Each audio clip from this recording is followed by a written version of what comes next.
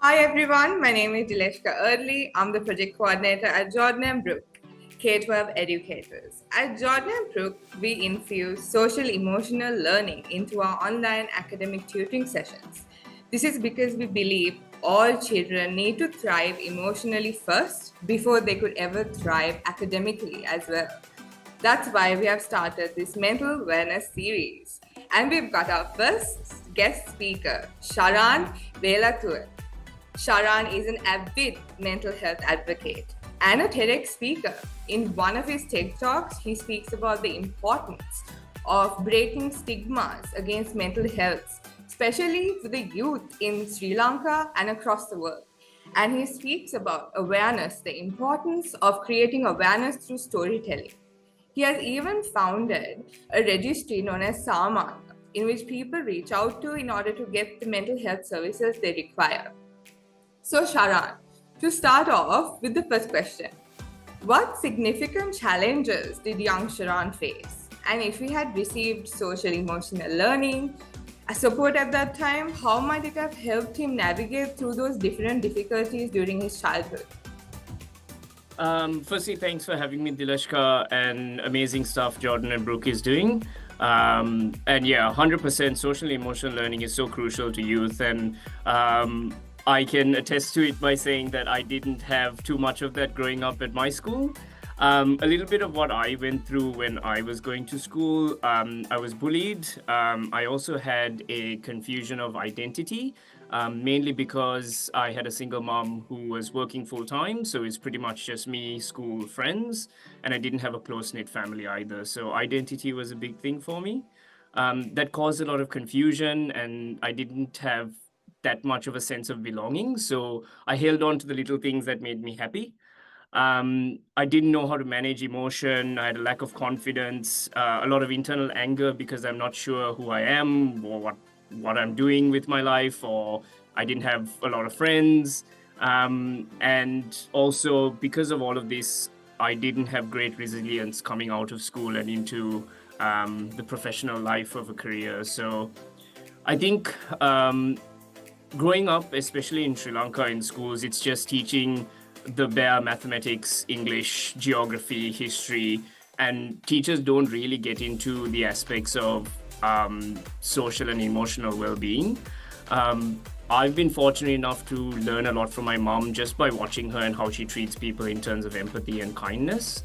And I've been able to replicate that to the best of my ability. And she brought me up to a point where I wasn't too influenced by negative things around in my life. And I had a few select friends that shared the same interests like me, like video games, comic book stuff, and all of those things. So I had that little close-knit environment, but it didn't prepare me for what was to come after school. I had a very hard time finding out what my career was. I had a very hard time managing emotion. I am still a very emotional man. I still don't know how to be resilient completely in my life. I still don't know how to manage my relationships to the best of my ability, and that's still a learning for me. And I'm sure that these things are factors that people still go through who have had a good past as well. But me personally, I feel it a lot more at this stage of my life just because I didn't have that foundation at the beginning. So if I was taught a lot more about empathy, identity, listening, working with people, building communities, all of these things that could have engaged me as a person and made me realize that, okay, I have some sort of path for me to understand. Like I have a sense of comfort that I understand as well. So I would 100% say that because I wasn't taught social and emotional intelligence or learning via my school time, it has certainly affected me at this stage of my life, that's for sure. Yes, that was insightful actually, Sharan. I think it showcased the real need for social emotional learning because, like you, so many people must be going through similar experiences. And if they don't get that help, for example, you were fortunate enough to have an understanding mom, but many people wouldn't have that. And then So where does social emotional learning come in? It's the educator's time. It's the educator's time to create that environment for a child that's going through a difficult time so that they can get hope. So I definitely agree with you there. The need for SEL is great in education and in schools across Australia. Now moving into and just to add to that, if I could quickly, Dileshka, Yeah. just that, yes, 100%. Like if you take Australian parents, they're both working sometimes all the time. It's just school pickup, school drop off, and the little interactions you have in the night. Or if you go for basketball, swimming, if you take your kids around there, that's still them doing activities. Yeah. So, but it's so time constraining to have that time to sit down with them, have those conversations when schools and educational facilities should be doing this. They should be getting this from schools and educational facilities so that parents feel a lot more secure as well. You want kids to feel confident, resilient, assured, and just so sure of who they are when they're leaving school, so that they know what path they want to go and achieve their future as well. So achieve for their future as well. So yeah, it needs a lot of work still, but yeah, 100%. Social emotional learning during school would help out a lot of parents. Help parents have those conversations easier at home as well, because they've spoken about it at school. They might come and speak about it with you as well because they're more comfortable. And also that I never had a relationship with my mom where we always talk about things. No way. Like my mom would not have the time to have these conversations with me. I would just be watching. That's literally how, and the little things that she would tell me that has shaped me to understand that I'm not better than other people and I should treat all people equally. And yeah, so those are the two foundations. But how often do you tell a kid that, and how does it stick to the kid? Does it stay with them after they leave school because they're feeling all these other pressures? How can they be kind to other people and empathize with all these other people when they have so many issues going on themselves? They're trying to find a job, they're trying to get into a good university. There's so much of these pressures that weren't established at a school period that they're struggling now. So yeah, I just wanted to add on to that.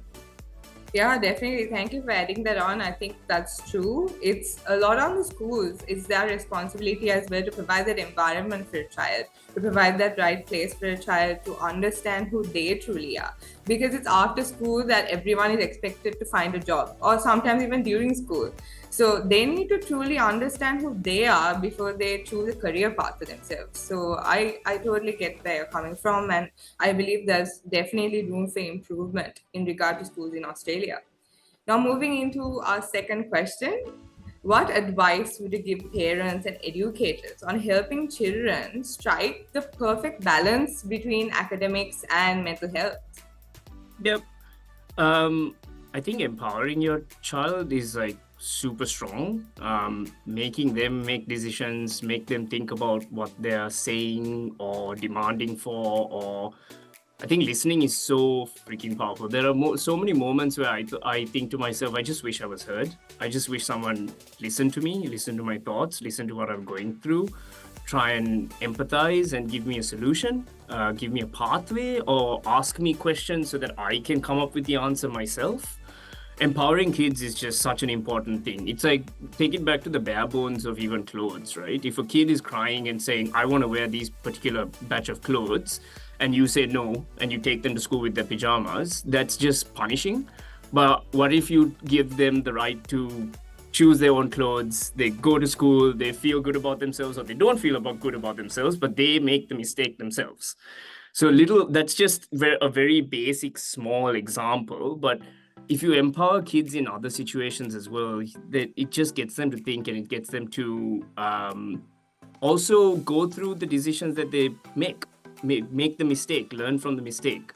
So empower is one thing, listening to your kids is another, empathizing with them as well, because I think another thing, especially I think it's important to say that I don't have kids, so whatever I say should be taken with a grain of salt when it comes to parenting, because that's an entirely different topic. But also empathizing as much as you can with what the kid is possibly going through. You never know whether the kid is staying silent, whether they're not opening up much because you haven't facilitated the environment for them to talk. But if you facilitate the environment for them to talk, that will give them the opportunity to speak up about what they're going through, and that will give you a sense of an idea of what they need. in that moment. So those are the little tips. Like I said, I can't give too much because I'm not a parent and I don't have kids, but I can just speak to what I would have liked growing up from my mom, for example. Obviously, there's only so much she could have done. So that's some of them. I actually love that answer, and I can relate to the feeling of not being heard and people misunderstanding. And I think a lot of parents sometimes could have the tendency of shutting down a child before they could even try and open up to them. So, definitely, like you said, being empathetic is key. Trying to understand where a child is coming from, that they're looking for help, that they're seeking help, and trying to maintain a healthy balance within their social life, within their emotional lives, and the academics. So I definitely agree with everything you said. Thank you for sharing that. For example, my mom didn't completely understand mental health. Not that she discounted it. She just didn't understand the breadth of it, right? So when I would fight or argue with my mom, I would be screaming and shouting all of these words, but what's going on the inside wasn't unlocked. She didn't facilitate the environment for me to say what I was really feeling. It was all surface level stuff, because that, as a kid, I'm just shouting out surface level stuff because that's all I understand and that's all I compute. But if you equip yourself with the knowledge of mental health, the knowledge of empathy, there is a chance to facilitate a discussion with your kid that you can open up and have an open conversation. To this day, because my mom didn't really understand me, I still have certain buckets of my social circle where I don't feel understood. And that's still with me to this day. And because I'm not understood by those social groups, that's affecting my identity.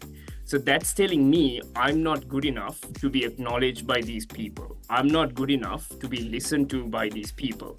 I'm not good enough to achieve the things I want to achieve because people don't see me.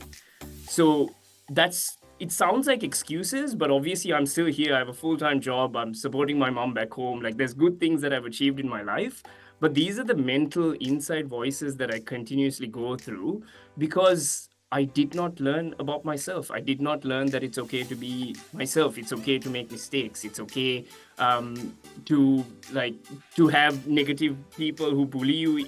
It's not okay to have that, but those people don't define your life. Those people don't define your character, right? Those things it's still in my head. The little voice in your head telling you, oh, you're still not good enough because of X, Y, Z. And I think that if I had gone down a different route, those things could have been much easily managed mentally by me, if that makes sense. Yes, definitely, it makes sense. And I completely understand where you're coming from. As I've told you before, like, I have experienced being bullied. So I can definitely relate to how it can affect you as you grow up, how it can affect your mental health, how it can affect the way you feel about yourself, and how you can overcome those feelings. And definitely, I think SEL is something, if you had it in your childhood, that could have helped you in where you are today and truly understanding yourself. But I'm more than sure that you will find who you are, and because I know I have found it. And I know that you will too. And I can relate to the pain that you have been through, and I can relate to the bullying and going through a rough childhood, basically, and not really being understood by people because you react in a certain way, right? People don't understand that you're actually in pain when you're reacting, but they just misunderstand who you are as a person. And it's through that healing and that process of truly letting go and understanding, okay, separating yourself from what you feel and what you've been through and who you are, it's a journey. And separating yourself and what you feel isn't easy. Let me just say that. You said it like so confidently, which I love, but it's not easy, especially for kids who are so ingrained in that mindset. To separate those two things apart and reflect and have discussions, difficult conversations with yourself is not easy. But what we're trying to say is, if you equip your kids with the social and emotional intelligence and learning they have from the beginning, they will find that process much easier. 100%. I can 100%. I've seen people who have had a different childhood and upbringing to mine, and how they deal with people and their private life and social and work and relationships. It's so different how they do it, because they've had such a supportive home, but also education. So they've felt happy through school, university. Obviously, they've had a few challenges in life, but because they were equipped with those tools and resources and knowledge, how they navigate life is so impressive. It's actually so impressive. It's a lot harder when you get older. Yes, for sure. I totally agree with you on that. And now we're moving into our final question, Sharan. How could parents and educators strategize to help children build an authentic belief system? Because you see, we have societal norms, right? And then peer pressure. So because of these issues, people like children, adults, all of them are struggling to find themselves, because everything is influencing their value system or belief system. So how could parents and educators find the root in helping students, in helping children find out what they truly believe in and what they truly value? I think this is still a good point today, even though after COVID and all, mental health has still brought to the front, still reducing the stigma around talking about mental health. Just talking about your feelings, like just reduce the stigma. Like it's okay not to be okay. As cliche and as overused as that term is, it's the absolute truth. Having conversations with your kids, it will not show you stock in the long run. It will show you stock in the long run if you reduce the stigma around mental health. So even have those conversations super early on as to what mental health is and what people go through. Another thing is also supporting them with building resilience. So empowering them in certain situations, helping them navigate something they've gone through school through kind and cautious discussions. Again, I'm not a parent, because I'm sure that there are difficult conversations that you just can't navigate and figure out how to have. But that's where social and emotional learning in educational facilities come in. So even if you don't know that as a parent, you can be supported by those institutes through their learnings as well. So that's another one.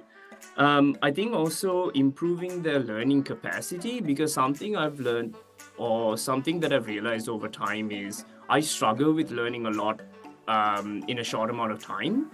So practicing or helping your kids learn more consistently in a fun way would help, because I hated school. I just absolutely hated school. I just hated going to school. The teachers were just awful. The education I was getting just made no sense. I would not be celebrated for the things that I like. And I didn't have there were the cool kids and the not cool kids, and I just didn't like any of that element of it, right? So just thinking about the fact that if I had loved learning a little bit more and loved the act of learning a little bit more when I was younger, would have helped me so much more now. I just have I'm a bit more knowledgeable now compared to, I think, when I was younger, but I think I've struggled with absorbing information, struggled with having critical discussions, or struggled with having debate, like having two sides to the story and just having a professional debate. So I think improving learning capacity overall, just being more open to discussion, not feeling too defensive about certain conversations if you're having a conversation with someone who doesn't agree with your certain topic. Just building that learning capacity will also improve your intelligence, it'll improve your empathy, it'll improve your resilience. And that's something that I've just realized in little factors that I go through now, that, man, if I had been supported a bit differently when I was younger, and this is not an excuse, this is just reflection, my life could have been different, and how I think about things could have been different. That's another one. I guess the only other one that I was reading online, actually, that made a lot of sense for me is cultivating protective factors. So what does that mean? That means strong relationships. So cultivate them to build strong relationships with people who are supportive of them. Good friends, really good friends with good values, good mentors with good values, all of those things. Like, I never had that growing up. I never had a strong mentor that would tell me exactly what I needed to do, or strong friend group that would really advise me on things and who are value driven. I had the two friends that I've loved to this day and I've had to this day, but I didn't have such a strong relationship with them in around this conversation. I've now only, with the two closest friends I've had since childhood, literally last week we had a discussion about how I'm not feeling, how I'm struggling with individuality, how I'm struggling to realize who I am. Am I an amalgamation of different people? Because I'm not a family person. My family was never close to me. My mom was mostly working. I never had a dad. I had two major friends growing up, so I didn't have a big social circle. My corporate circle is kind of okay, but still progressing. So who am I? I don't know. I don't know what I'm bringing to the table. I don't know what my purpose is in life. But maybe if I had those discussions early on, I would be a bit more sure of like who I am, what I want to achieve, what my purpose is, and what I need to do. So so I think cultivating strong relationships from a young age would be beneficial as well.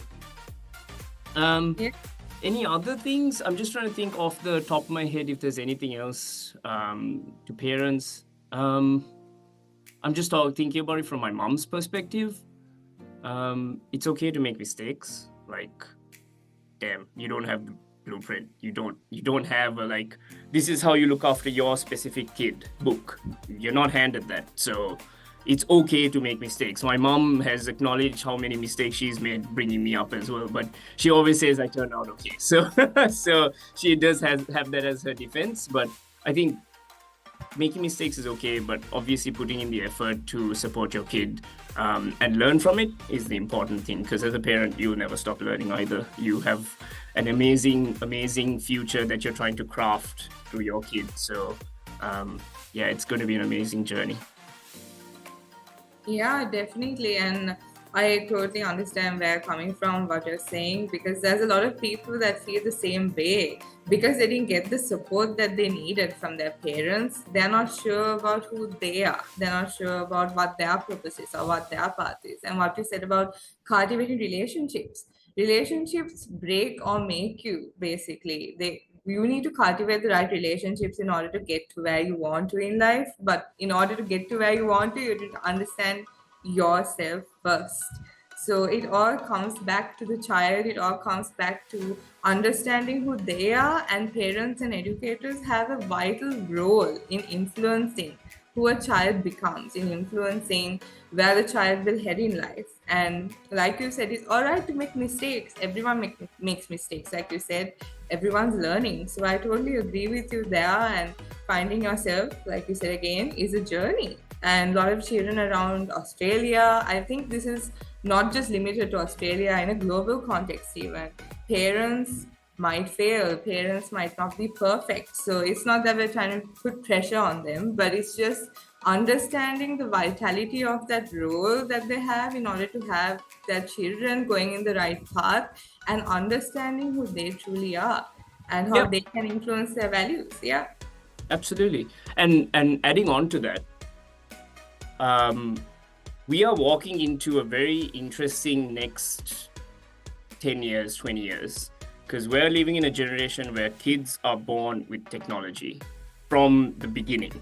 The Internet of Things can mess up your kid's head as well. So be mindful that parents, especially millennials,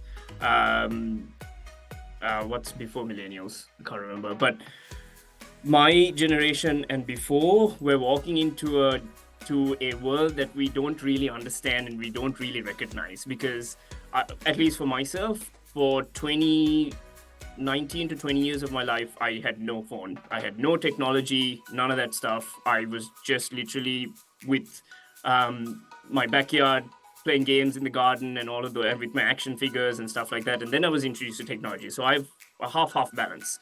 But tech right now is affecting me like crazy. It causes me anxiety. I'm constantly doom scrolling as well all the time. And my role in marketing doesn't help because I'm always on social media, just looking at trends, looking at all these other things. So it's not helping when you're absorbing so much information. So cut yourself some slack, because you're walking into a new generation of things. And that's why social and emotional learning is so freaking crucial, because kids are literally watching live streams, YouTubes, 24/7. An average Gen Zers screen time is between 9 to 13 hours. That's the whole day. So just recognize that there's a lot of information that they'll be absorbing, and it's okay to not know everything right away. Like I think a lot of parents are going to be figuring out this landscape for the next foreseeable future with the new wave of internet and streaming and all the content that's going out there. Yeah, definitely. That's actually quite insightful because it is going to be a major issue. I personally know people that, when their child is throwing a tantrum or when the child is upset, the first thing is watch YouTube on my phone. And that doesn't really help. In the long run, it will affect them negatively. Like you said, it could produce anxiety, depression, and they become dependent on social media. They can try getting validation from the internet. So, and with this new age of tech, it's definitely going to be difficult and parents will have to navigate through. And I think SEL could be something to provide a solution. But at home as well, I believe parents need to create boundaries to help children find out, okay, this is the limit in where to go in terms of technology. And then when they are of age, of course, they have the freedom to explore. But I believe there should be a certain level of boundaries because otherwise the child is the one that will end up suffering in the long run. Yep, absolutely. Yeah. Everything you shared today, Sharan, was spot on. And I personally learned from you today with all the valuable information that you shared. I'm sure all the parents and educators that are tuning in will find this extremely helpful. Thank you for taking your time to do this podcast today. It was lovely speaking to you, and I hope to see more of your impactful work in the mental health space and wish you the best of luck for your future endeavors. Thank you for having me. This was awesome.